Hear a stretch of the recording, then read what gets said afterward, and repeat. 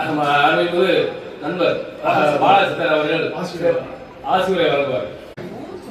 அனைவருக்கும் வணக்கம். அவங்க வந்து நம்ம திருப்பூர் பக்கத்தில் புதியது ஒரு கிராமம் இருக்கு.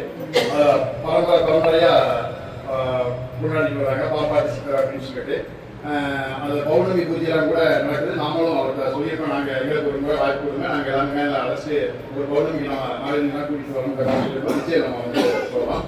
அது ரொம்ப ஒரு நூற்றாண்டு காலம் ரொம்ப பழமை வாய்ந்த கோயில். நம்மளுடைய என்ன விஷயங்கள் நினைச்சிட்டாலும் அங்கே போய் நம்ம பார்த்து வரோம்னா அது நடக்கும். நிறைய ஒரு நாளைக்கு வந்து 200-300 பேர் 300 பேர் டெய்லி வந்து தரிசனம் பண்ணிட்டு இருக்காங்க. அந்த கோயிலோட சிறப்பு அங்கே போனதுக்கப்புறம் தெரியும்.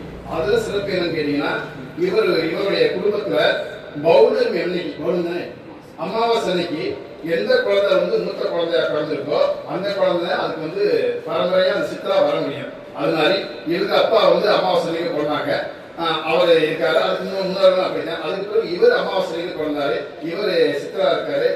பல்வேறு மினிஸ்டர் கூட சமூகத்தில் கூட சுப்பிரமணியம் கூட அந்த கோயிலுக்கு போயிட்டு அங்கே உள்ளவங்களுக்குலாம் ஒரு 2,000 பேருக்கு அன்னதானம் பண்ணி சிறப்பாக பூஜையெல்லாம் நடத்தினாங்க. நிறைய விஐபி வந்து சத்தமாக போயிட்டு வந்துட்டு இருக்காங்க.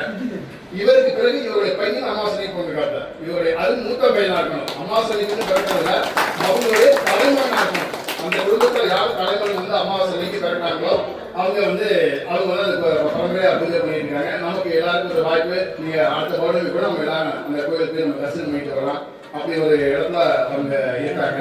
நிறைய அவரை வந்து நம்ம இங்கே வந்து ஈஸியா வரத்துக்கு நம்ம பார்த்துக்கணும். அவர் இங்க பல்வேறு நாடுகள்ல பல்வேறு மாநிலங்கள்ல பல்வேறு ஊர்ல அவர் வரத்துக்கு தவம் இருக்காங்க.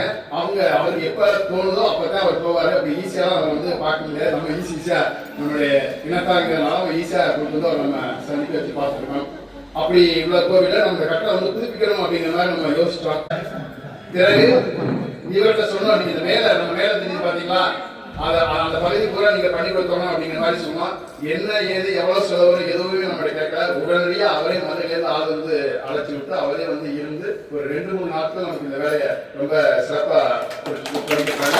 அவங்களுக்கு நம்முடைய சேவை சார்பா நன்றியை தெரிவிச்சுக்கிறோம். இப்ப நமக்காக அவங்க ஒரு ஆசிரியர் அவளை மாதிரி கேட்டுக்கிட்டு